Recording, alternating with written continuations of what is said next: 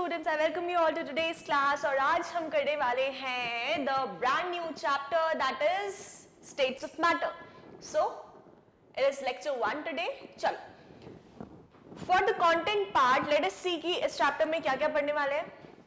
We will study about intermolecular forces, various types of intermolecular forces, okay, dipole interaction, dipole induced dipole, hydrogen bond and many more. Okay, then we'll study about intermolecular forces versus thermal interactions, thermal energy as well, gaseous state, gas laws, that is important, ideal gas equation, highly important. Okay, then we'll study about various kinetic aspects and liquefaction of gases finally. ठीक है, चलो let us start with the lecture. Okay, so first comes the intermolecular forces. What does intermolecular forces mean? अच्छा पहले inter और intra के बीच में difference समझेंगे. What is written here? Intermolecular forces and intramolecular forces दो चीजें होती हैं. देखो दो चीजें होती हैं. Let me explain to you. First is inter and second is intra. Okay चलो इंटर और इंट्रा हम कैसे समझेंगे, एक फैमिली के एग्जाम्पल से समझते हैं. ठीक है, और जब हम इंटर कंसिडर करेंगे उसमें हम नेबर्स को भी इंक्लूड कर लेंगे. Okay, let us understand. See, मान लो अगर हमें इंटर बॉन्डिंग समझनी है और इंट्रा बॉन्डिंग समझनी है, ऐसे ले लेते हैं दैट इंटर के लिए we are considering our family, ये हमारी अपनी फैमिली है एंड ये नेबर्स की फैमिली है. ओके, नेबर्स की फैमिली है. इंट्रा में हम सिर्फ अपनी फैमिली के सदस्य को कंसिडर करेंगे. Okay, family members you can say. Getting? Yes, दो चीजें समझी. अब इंट्रा में क्या होता है, अगर मैं इंट्रा बॉन्डिंग की बात कर रही हूं या वर्ड इंट्रा यूज कर रही हूं, मतलब कि होता है अमंग इटसेल्फ, आपस में ही. क्या मतलब होता है अमंग इटसेल्फ, यानी कि आपस में ही. मतलब अगर मैं इंट्रा बॉन्डिंग की बात कर रही हूं तो आई विल से कि एक पर्टिकुलर फैमिली के मेंबर्स की आपस में बॉन्डिंग कैसी है. Getting my point? ठीक है, that will B intra. And inter की बात अगर होती है तो this is family 1 and this is family 2. Okay, neighbours भी तो एक फैमिली है खुद में.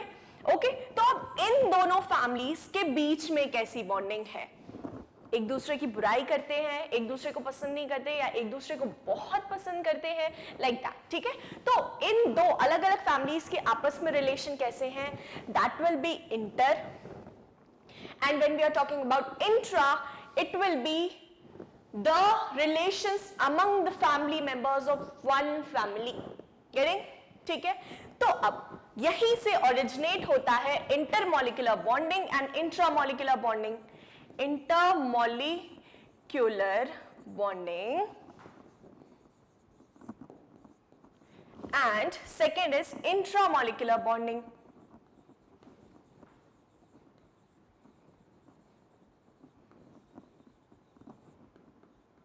ठीक है, तो चलो लेट अस अंडरस्टैंड. सी, इंटरमोलिकुलर बॉन्डिंग का मतलब होता है, मॉलिक्यूलर बोला है ना, मतलब कि ये दो मॉलिक्यूल्स हमें लेने पड़ेंगे. मान लो this is one molecule of H2O and this is another molecule of H2O. इन दो H2O मॉलिक्यूल्स के बीच में कौन सी बॉन्डिंग प्रेजेंट है, that will be called as intermolecular bonding. Okay, and intra के लिए क्या बात करते हैं, this is our one single water molecule है ना.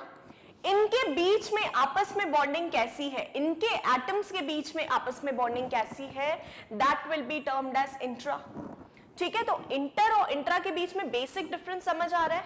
देख लो, इसको अच्छे से ऑब्जर्व कर लो, क्योंकि यहीं से स्टूडेंट्स ओरिजिनेट होता है इंटरमोलिकुलर फोर्सेस और इंट्रामोलिकुलर फोर्सेस. देखो, ये जो बॉन्डिंग वर्ड है इसी को हम फोर्स बोलते हैं. Okay, bond is nothing students but a force of attraction. If I say what is a bond, बोलते हैं ना टेक्निकल टर्म्स में, ये कोवलेंट बॉन्डिंग है, आयोनिक बॉन्डिंग है, यस, कोऑर्डिनेट बॉन्डिंग है। What is this bond? Bond से हम क्या समझे?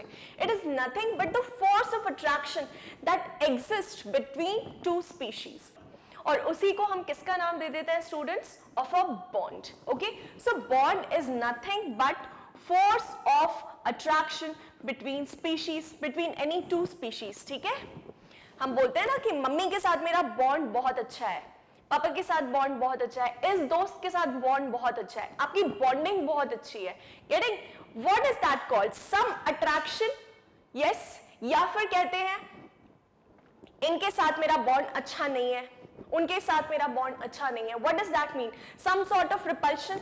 तो what is this attraction and repulsion? They are the forces, attractive forces and repulsive forces, isn't it? Yes. तो this is the basic concept, बहुत बहुत basic सा कॉन्सेप्ट है, इसको आप समझें, इसके बाद फिर वील मूव ऑन। ओके, देख लो इसको। चलो, now moving on to intermolecular forces. Like I told you, inter मतलब होता है दो अलग अलग मॉलिक्यूल्स या स्पीशीज के बीच में जो फोर्स ऑफ अट्रैक्शन एग्जिस्ट कर रहा है उसको हम इंटरमॉलिक्यूलर फोर्स बोलेंगे। ओके, या कभी कभी इसको बोल देते हैं इंटरमॉलिक्यूलर बॉन्डिंग ऑल्सो। ओके, लेकिन बॉन्डिंग हम स्पेसिफिकली कब यूज करते हैं? जब कोई स्पेसिफिक बॉन्ड को मेंशन कर रहे हैं, जैसे कि कोवेलेंट बॉन्ड हो गया, यस, हाइड्रोजन बॉन्ड हो गया, लाइक दैट। फॉर एग्जाम्पल मान लो ये कार्बन है, ये हाइड्रोजन है। यस स्टूडेंट्स, ये कार्बन है, हाइड्रोजन है, चलो ऐसा मीथेन का स्ट्रक्चर ले लेते हैं। अब ऑर्गेनिक कंपाउंड्स जो होते हैं इनमें किस तरह की बॉन्डिंग प्रेजेंट होती है स्टूडेंट्स? टेल मी, किस तरह की बॉन्डिंग प्रेजेंट होती है? Covalent bonding, covalent bonding. Yes, तो अगर मुझे इसको नाम देना है तो what will I say? I will call it as inter बोलूंगी या इंट्रा बोलूंगी? पहले बताओ, एक ही स्पीशीज की बात हो रही है ना, CH4 अपने आप में एक मॉलिक्यूल है ना, तो इनके आपस के बॉन्ड्स की बात अगर कर रही हूं मैं तो what will I say? I will say intra. ठीक है, intra molecular. And which bonding students? कौन सी बॉन्डिंग एग्जिस्ट करती है? Covalent bonding. तो I will say intra molecular covalent bonding, like this, ऐसे बोलते हैं। ठीक है, ये एग्जाम्पल क्लियर है सबको? Another example, for another example we can take as water. ठीक है, सबसे इजी एग्जाम्पल, वाटर ले लिया, H2O। अब हाइड्रोजन और इलेक्ट्रोनेगेटिव एटम के बीच में बनता है hydrogen bond. Okay, hydrogen bond हम आगे भी बहुत अच्छे से पढ़ने वाले हैं, अभी एग्जाम्पल के लिए सिर्फ आप इतना समझे। अगर I'm talking about this particular molecule, okay? What will I name the bonding that is present here? हमें पता है हाइड्रोजन बॉन्ड प्रेजेंट है एंड सिर्फ एक मॉलिक्यूल के आपस के बॉन्ड्स की ही बात हो रही है, तो what will I say? Intra molecular and which bonding students? Hydrogen bonding. Clear है इतना? Okay, let us move on to inter part. अब इंटर कैसे मेंशन करेंगे? अब देखो, वाटर मॉलिक्यूल सिंगल तो होता नहीं है, अगर एक बीकर में वाटर लिया है तो उसमें बहुत सारे मॉलिक्यूल्स आसपास प्रेजेंट है, तो मैंने एक और वाटर मॉलिक्यूल बना दिया। ओके, ठीक है, नाउ ये एक और वाटर मॉलिक्यूल हो गया। यस, अब इस water molecule number 1 and water molecule number 2, ये दो अलग अलग स्पीशीज हो गए, है ना, दो अलग अलग मॉलिक्यूल्स हो गए। अब इनके बीच की बॉन्डिंग अगर बतानी है, ऑक्सीजन हाइड्रोजन के बीच में मैं बॉन्डिंग बता देती हूँ। ठीक है, तो सिंस ऑक्सीजन है और हाइड्रोजन है और एक इलेक्ट्रोनेगेटिव एटम है, दो अलग अलग स्पीशीज है, इनके बीच में मैं बॉन्डिंग बता रही हूँ, तो व्हाट विल आई से? Inter molecular hydrogen bonding. Getting my point? मतलब आपको समझ आया इंटर और इंट्रा किस तरह से हम डिफाइन करते हैं? Yes, getting my point? So this is how it is done. तो इंटरमॉलिक्यूलर फोर्सेस क्या होते हैं? दो अलग अलग स्पीशीज के बीच में एग्जिस्ट करने वाले फोर्सेस। ओके, और अगर मैं इंटरमॉलिक्यूलर बॉन्डिंग की बात कर रही हूं तो बॉन्डिंग आ जाता है स्पेसिफिक चीजों के लिए, जैसे अगर कोवेलेंट बॉन्ड है तो कोवैलेंट, हाइड्रोजन बॉन्ड है तो हाइड्रोजन बॉन्ड ऐसे करके डिफाइन करते हैं, इंटरमॉलिक्यूलर हाइड्रोजन बॉन्डिंग या intramolecular covalent bonding, like that. Getting my point? Okay, चलो। सो क्या लिखा है? Intermolecular forces are the forces of attraction and repulsion between interacting particles. Interacting particles कौन से होते हैं? Atoms और molecules. Yes, this is what I explained to you. दो species के बीच में bond कैसा है, उसी को हम बोलते हैं force of attraction. Yes, getting my point, students? तो वही बोला है। अब that force can be, देखो दो तरह के forces पढ़े हैं ना, attractive forces and repulsive forces. Yes, attractive forces and repulsive forces, दो तरह के forces हमने पढ़े हैं। Now, depending on the type कि attractive forces हैं या repulsive forces हैं, वही हम define कर देते हैं intermolecular forces को। What is it? It is nothing. Intermolecular force is nothing but a force of attraction. Getting my point? चलो आगे बढ़ते हैं।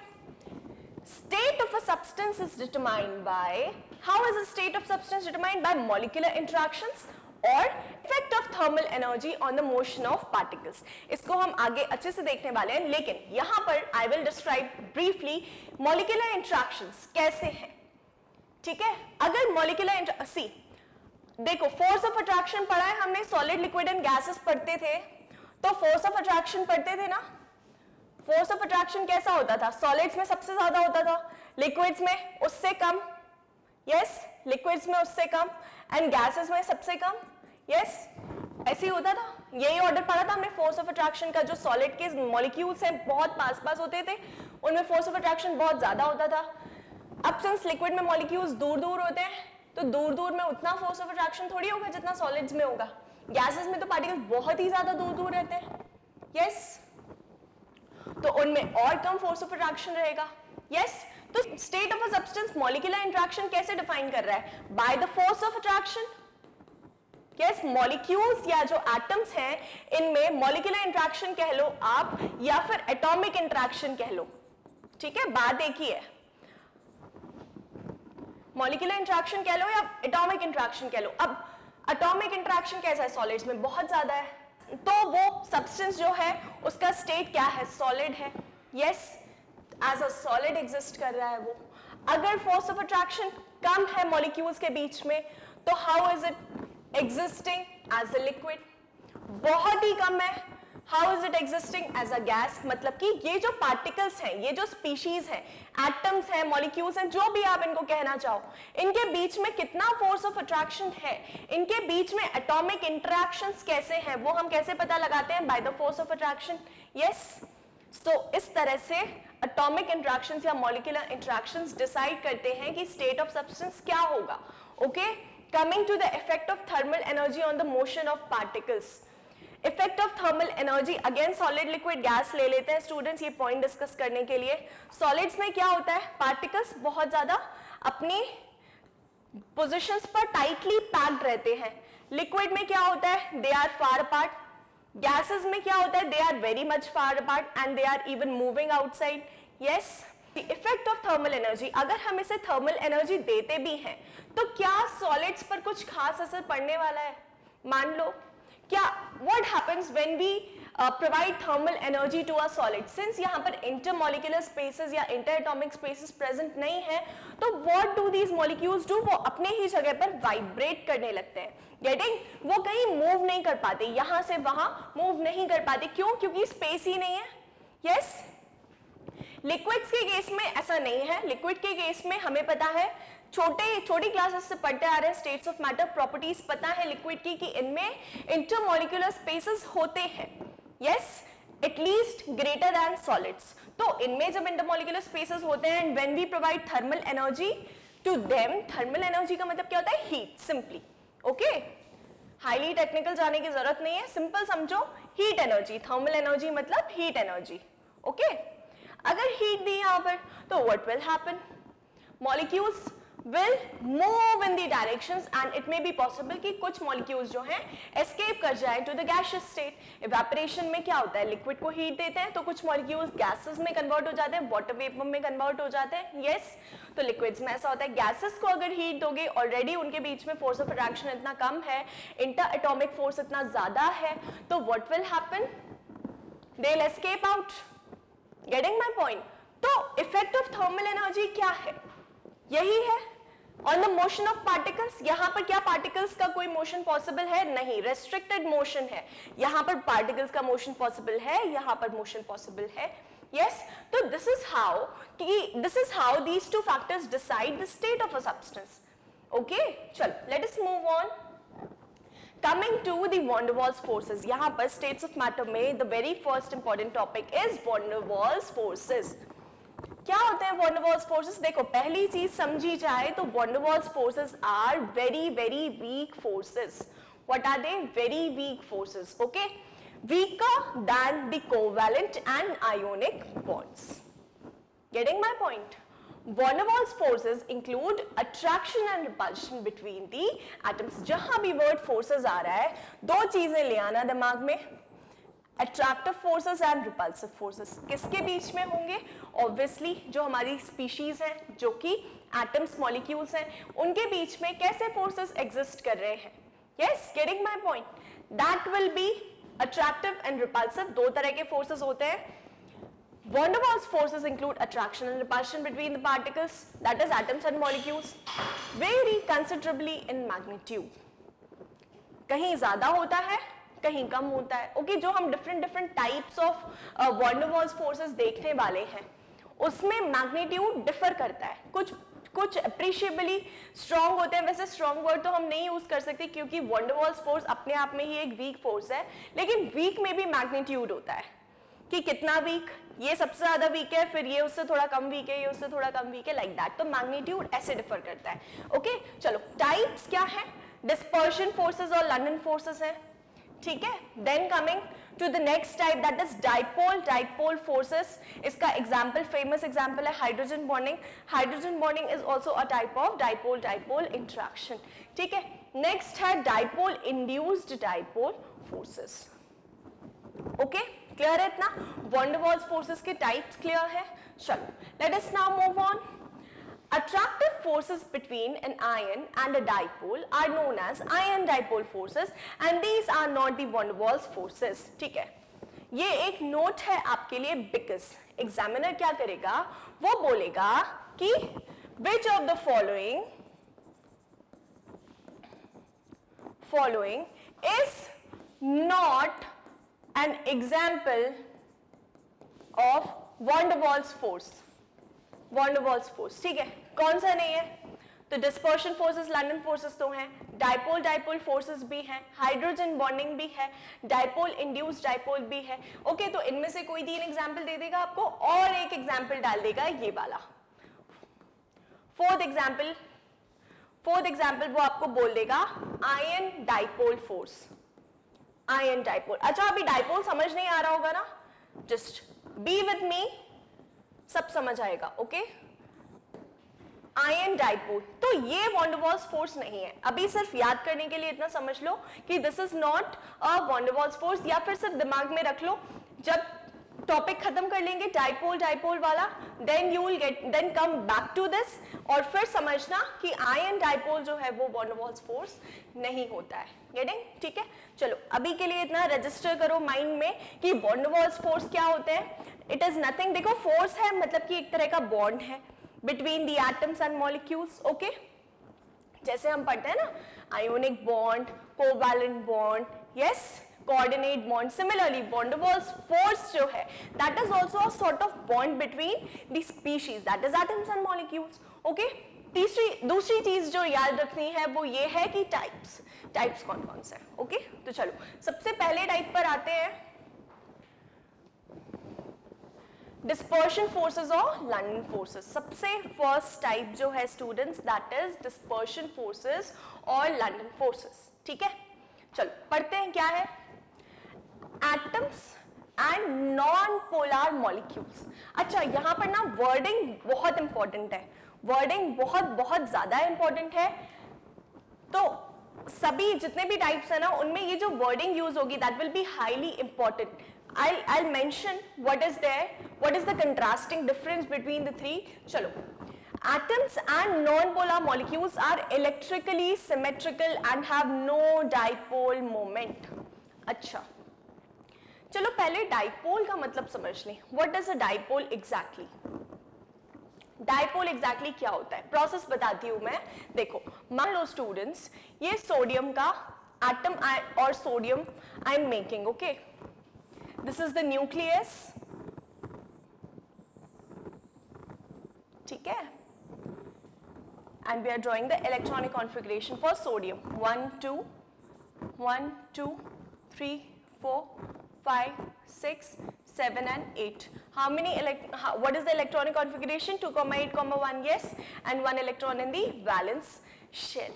Now डाइपोल पढ़ने वाले हैं ना, तो चलो डाइपोल से समझते हैं क्या होता है। अगर मान लो ये कोई भी, समझ लो एक्स एटम है या सोडियम एटम है, एग्जांपल ले लें। ये क्या है, जो इलेक्ट्रॉन क्लाउड है ये सिमेट्रिकली डिस्ट्रीब्यूटेड है through out the atom. What am I saying? Symmetrical distribution, symmetrical distribution of electrons in atom, ठीक है। गेटिंग? इतना समझ आया? सिमेट्री मतलब क्या होता है? बराबर, है ना, बराबर डिस्ट्रीब्यूशन है, इक्वल डिस्ट्रीब्यूशन है, ओके। व्हाट विल हैपन जब ये मूव करते हैं इलेक्ट्रॉन्स, ठीक है। अब ये तो constantly moving, they are constantly in motion, they are revolving around their own orbits, yes. What happens is कि ये ऐसा होता है and it is just for a very temporary time period. आप कह लो 1 सेकेंड के लिए, 0.1 सेकेंड के लिए। What happens is कि ये जो इलेक्ट्रॉन्स हैं एक तरफ ज्यादा हो जाते हैं एंड एक तरफ कम हो जाते हैं कंपैरेटिवली। ऐसा नहीं है कि ऑन दी अदर साइड बिल्कुल भी नहीं रहेंगे, ऐसा नहीं है। देखो मैं बनाती हूं, this is our nucleus, first shell, second shell and third shell, ठीक है। फर्स्ट शेल में कितने इलेक्ट्रॉन्स हैं? 2, ओके। चलो अच्छा, 2 इलेक्ट्रॉन्स है ना, पहले ये सिमेट्रिकल डिस्ट्रीब्यूशन है, यहां I am drawing the unsymmetrical distribution. तो ये इलेक्ट्रॉन्स थे, रिवॉल्व कर रहे थे, यहां पर कितने थे? 1 2 3 4 5 6 7 एंड 8, ओके। Now again 1। तो अगर हम ऐसे हाफ कंसिडर करें तो क्या हमें इलेक्ट्रॉनिक डिस्ट्रीब्यूशन इस तरफ ज्यादा नहीं दिख रहा है स्टूडेंट्स? ये मैंने अनसिमेट्रिकल डिस्ट्रीब्यूशन ड्रॉ किया है कि सिर्फ 0.1 सेकेंड के लिए, ओके, सिर्फ एक छोटे से टेम्पररी टाइम पीरियड के लिए रिवॉल्व करते करते एक, और we can say good amount of electrons एक तरफ आ गए। अब ऐसा नहीं कि सारे ही एक तरफ आ गए, कुछ तरफ भी है लेकिन कंपैरेटिवली इस तरफ ज्यादा है ना। तो व्हाट हैपेंस इज कि पार्शियल नेगेटिव चार्ज डेवलप्स। अब यहां पर इलेक्ट्रॉन है तो partial negative charge develops on the side जहां पर इलेक्ट्रॉन ज्यादा है, और जहां पर इलेक्ट्रॉन्स कम है वहां पर कौन सा डेवलप हो जाता है? पार्शियल पॉजिटिव चार्ज, ठीक है। तो ये जो पॉजिटिव और नेगेटिव पार्शियल चार्ज है इसको हम बोलते हैं डाइपोल। मतलब कि ये पॉजिटिव पोल डेवलप हुआ है, ये नेगेटिव पोल डेवलप हुआ है, ओके। मैग्नेट में पढ़ते हैं ना हम north and south pole, north and south pole, बस ऐसे ही कुछ समझ लो कि यहां पर नेगेटिव पोल, यहां पर पॉजिटिव पोल डेवलप हो गया है because of the unsymmetrical distribution of electrons. Why? Because of the unsymmetrical distribution of electrons, ठीक है। इतना हुआ है। तो सिंस ये 2 पोल्स हैं तो 2 के लिए वर्ड क्या यूज करते हैं? डाई। 3 के लिए क्या यूज करते हैं? ट्राई। 2 है तो what will we call? Dipole, okay, dipole. इसी को हम, इस फिनोमेना को हम बोलते हैं students dipole. Getting my point? चलो ठीक है। सो अब यहां देखते हैं atoms and non-polar molecules are electrically symmetrical and have no dipole moment. अच्छा, जब electrically symmetrical होते हैं मतलब कि जब electron cloud symmetrical होता है, equal number of electrons on both the sides. अगर हम एक line of symmetry draw करें, जैसे हमने पहले पढ़ा था, यहाँ पर देखा था कि ये atom था, इसमें लाइन ऑफ सिमेट्री ड्रॉ करी थी, तो यहां पर नंबर ऑफ इलेक्ट्रॉन्स ज्यादा थे, यहां पर नंबर ऑफ इलेक्ट्रॉन्स कम थे. ये जो हमने ड्रॉ करी थी, लाइन ऑफ सिमेट्री ड्रॉ करी थी. लाइन ऑफ सिमेट्री से कॉन्सेप्ट से सभी लोग अवेयर हैं, सबने पढ़ा है 10th तक व्हाट इज सिमेट्री. यस, तो स्टूडेंट्स ये जो लाइन ऑफ सिमेट्री है, इसको ड्रॉ करने पर हमें पता चलता है कि एक तरफ इलेक्ट्रॉन क्लाउड ज्यादा है, एक तरफ इलेक्ट्रॉन क्लाउड कम है. ये किस केस में पॉसिबल होता है? अनसिमेट्रिकल इलेक्ट्रॉन डिस्ट्रीब्यूशन के केस में.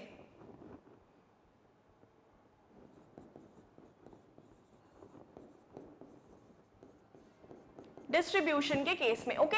और अगर हम सिमेट्रिकल डिस्ट्रीब्यूशन की बात करते हैं, मतलब कि इलेक्ट्रॉन्स इक्वली डिस्ट्रीब्यूटेड है, इस तरफ जो इलेक्ट्रॉन्स है, इस तरफ जो इलेक्ट्रॉन्स है, दैट इज इक्वल, है ना. तो व्हाट विल हैपन, अब इक्वल इलेक्ट्रॉन्स है तो थोड़ी ना कोई डाइपोल होगा, अनइक्वल है तो फिर डाइपोल होगा, डाइपोल प्रेजेंट होगा. यस, सीधी सी बात है. तो this is what is being said here कि बिकॉज जो atoms and non polar molecules हैं, इनमें से सिमेट्रिकल इलेक्ट्रॉन क्लाउड होता है. इलेक्ट्रिकली सिमेट्रिकल मतलब इलेक्ट्रॉन क्लाउड जो है वो सिमेट्रिकल होता है, इसी वजह से वहां पर इनिशियली कोई डाइपोल मोमेंट नहीं रहती है, because the electronic charge cloud is symmetrically distributed. ठीक है, समझ आया इतना? अब देखो, लेकिन ऐसा पॉसिबल है कि डाइपोल में develop momentarily even in such atoms and molecules. अगर न्यूट्रल एटम है जिसमें कोई डाइपोल नहीं है, इलेक्ट्रॉन क्लाउड सिमेट्रिकल है, उनमें भी स्टूडेंट्स ऐसा पॉसिबल हो सकता है, like I explain to you, कि डाइपोल कुछ समय के लिए मोमेंटरली मतलब कि कुछ समय के लिए डेवलप हो जाए. दैट इज पॉसिबल, है ना, होता है ना. अच्छा, एक एस्ट्रोनॉमिकल फिनोमेना हुआ था 2021 में. ओके, व्हाट हैपेंड वाज, उसमें Jupiter and Saturn they momentarily came very close to earth, है ना. अब what are they doing? They are also revolving in their very own orbits around the sun under the influence of sun's gravitational force. Yes, ऐसा हो रहा था ना. but क्या कर रहे थे, वो भी तो रिवॉल्व भी कर रहे थे, but momentarily they came. कभी ऐसा होता है, एस्ट्रोनॉमिकल फिनोमेना ऐसा बहुत रेयर होता है कि जो प्लैनेट्स हैं एक दूसरे के पास आ जाए, होता है लेकिन it is rare and it is just for a moment. थोड़े समय के लिए Jupiter and Saturn came close to each other, okay, and even close to the Earth. They were visible from the surface of the Earth. Yes. So what were they doing? They were also revolving around their very own orbits. तो electrons भी क्या कर रहे हैं? They are also revolving around their very own orbits around the nucleus. Yes. तो momentarily possible है ना कि वो एक साथ आ जाए. Isn't it? Isn't it? Can't it happen? Tell me. Yes. So this is what is said. चलो अब थोड़ा सा समझ लेते हैं. London forces. देखो, London dispersion forces. Okay? यहाँ क्या है? यहाँ पर दिखाया है this is the nucleus and ये दिखाया है symmetrical distribution of electrons. फिर इसी को दिखा दिया है students. ये रहा nucleus and ये unsymmetrical distribution मतलब momentarily जो इलेक्ट्रॉन्स हैं वो एक तरफ आ गए हैं, यहां पर पार्शियल नेगेटिव चार्ज डेवलप हो गया है, यहां पर पार्शियल पॉजिटिव चार्ज डेवलप हो गया. Getting my point? Okay, so this is the symmetrical distribution and this is the unsymmetrical distribution. Clear to all of you? अब ऐसा करने से क्या होगा, सिंस ये अनसिमेट्रिकल डिस्ट्रीब्यूशन है यहां पर, तो दूसरा जो एटम है, अब ये तो एक एटम में हुआ है ना, ये तो एक एटम में हुआ है ऐसा. Yes, and this is second atom. Okay, यहां तक अभी सिर्फ समझे, सिर्फ अभी यहां तक समझे, आगे देखते हैं. Suppose we have two atoms A and B in the close vicinity of each other. Close vicinity मतलब एक दूसरे के आसपास है. It may so happen that momentarily electron charge distribution in one of the atoms, say A, becomes unsymmetrical. That is, the charge cloud is more on one side. अगर ये atom A की बात कर रहे हैं, this is the nucleus, तो ये रहा electron distribution. ठीक है, अब मैं वो ऑर्बिट्स वगैरह नहीं बना रही, आप समझ जाएं कि ये अनसिमेट्रिकल डिस्ट्रीब्यूशन रिप्रेजेंट किया है. दिस इज द न्यूक्लियस, ये ऑर्बिट्स हैं इलेक्ट्रॉन्स की. एंड ये रहा अनसिमेट्रिकल डिस्ट्रीब्यूशन, इस तरफ नहीं है तो यहाँ पर पार्शियल पॉजिटिव चार्ज होगा, यहाँ पर क्या होगा पार्शियल नेगेटिव चार्ज। ओके, ये एटम ए है, ये एटम ए की बात हो रही है। ओके, फिर this results in the development of instantaneous dipole on the atom ए। अब अनसिमेट्रिकल डिस्ट्रीब्यूशन हुआ है तो इससे क्या होता है, इंस्टेंटेनियस मतलब इंस्टेंटली, तुरंत तुरंत क्या डेवलप हो जाता है, डाइपोल। तो यही बोला है, this results in the development of instantaneous dipole या instant dipole on the atom a for a very short time. As I told you, ये फिनोमेना बहुत थोड़े से टाइम के लिए होता है। दिस इंस्टेंटेनियस और ट्रांजिएंट डाइपोल एक ही वर्ड्स हैं, ठीक है, इंस्टेंटेनियस बोलो या ट्रांजिएंट बोलो, distorts the electron cloud density of the other atom B. अब ये एक ए एटम में तो हुआ है, चलो ये फिनोमेना कि इलेक्ट्रॉन क्लाउड डिस्टॉर्ट हुआ है, एक तरफ ज्यादा हो गया, एक तरफ बिल्कुल भी नहीं है, कम हो गया है, ठीक है। इसकी वजह से ये जो हमारा एटम बी है जिसमें बढ़िया सिमेट्रिकल डिस्ट्रीब्यूशन था इलेक्ट्रॉन्स का, this is the nucleus, symmetrical distribution B में था, लेकिन बिकॉज ऑफ एटम ए इसमें भी क्या होता है, अनसिमेट्रिकल डिस्ट्रीब्यूशन हो जाता है। देखो, this instantaneous or transient dipole distorts the electron density of the other atom B which is close to it, atom B, and as a consequence, as a result, consequence मतलब result, as a result a dipole is induced in the atom B। और ऐसा होने पर क्या होता है, एक dipole induce हो जाता है एटम बी में। मतलब अब पता है ना आपको, यहां पर नेगेटिव है तो यहां पर क्या डेवलप होगा, पॉजिटिव। ओके, एंड यहां पर क्या डेवलप हो जाएगा, on the other side negative. मतलब बी का फिर जो इलेक्ट्रॉन क्लाउड है वो भी कैसा हो जाएगा, ये रहा न्यूक्लियस एंड इसमें भी अनसिमेट्रिकल डिस्ट्रीब्यूशन हो जाएगा, this is atom B. Okay, so the temporary dipoles of the atom A and B attract each other. अब ये जो टेम्पररी डाइपोल्स डेवलप हुए हैं, ये रहा इसका डेल्टा नेगेटिव एंड ये रहा इसका डेल्टा पॉजिटिव, ये क्या करेंगे, एक दूसरे को अट्रैक्ट करेंगे। मैं इसको सही से बना देती हूँ, देखो एटम ए बना रहे हैं एंड एटम बी बना रहे हैं। Okay, this is atom A, this is the nucleus, इसमें अनसिमेट्रिकल डिस्टॉर्शन हुआ है थोड़े से समय के लिए, यहाँ पर पॉजिटिव है, यहाँ पर नेगेटिव है।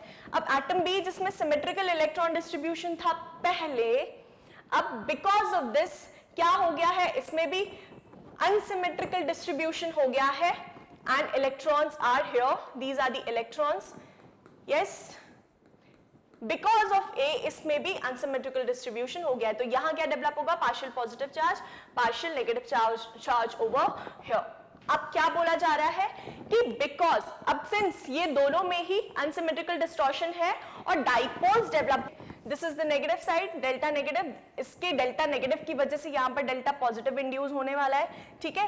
एंड अब ये delta negative negative positive attract करते हैं ना, तो इन दोनों एटम्स ए और बी के बीच में ये डाइपोल डाइपोल इंटरेक्शन होगा।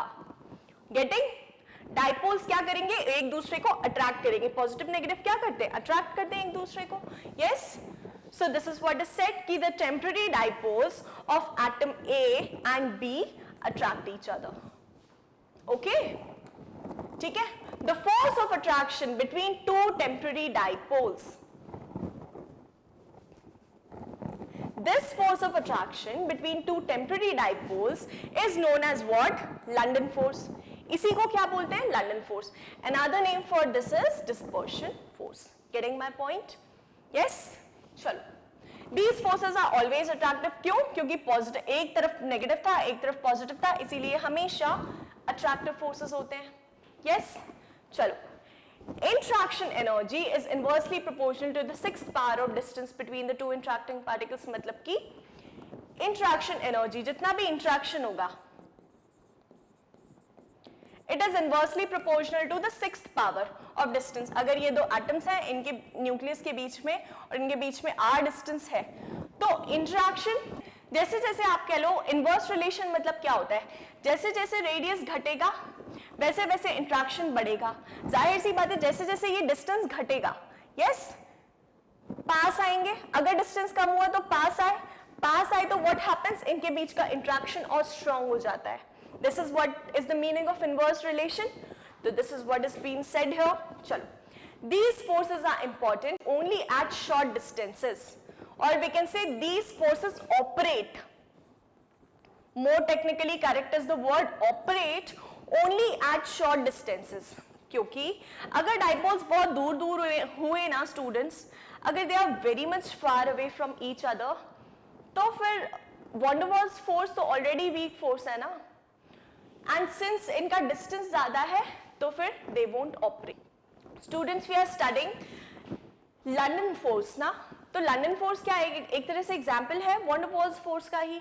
यस, अब since van der Waals force खुद ही आपस में क्या है, एक वीक फोर्स है, तो लंडन फोर्सेस भी तो वीक फोर्सेस ही हैं, दो डाइपोल्स के बीच में एग्जिस्ट करते हैं ये लंडन फोर्सेस, है ना।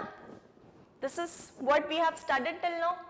अब इनके बीच में डिस्टेंस और बढ़ा दोगे तो ये वीक फोर्स ऑलरेडी वीक है, और बढ़ा दोगे कि तो क्या उसका कुछ एप्रिशिएबल मैग्नीट्यूड बचेगा, नहीं बचेगा। तो इसीलिए बोलते हैं कि ये जो डिस्पर्शन फोर्सेस हैं दे आर ऑपरेटिंग और they are appreciable at a smaller distance only. अगर इनके बीच का डिस्टेंस बढ़ा दोगे तो वो तो ऑलरेडी वीक फोर्स है, फिर उसका मैग्नीट्यूड खत्म ही हो जाएगा, and there magnitude depends on the polarisability of the particle. ठीक है, so this was all about the London dispersion forces student. Yes, I hope you understood it, and if not then do watch the video again. Now let us end the class here. We'll meet in the next class with another type of van der Waals force. Okay, have a great day. Bye.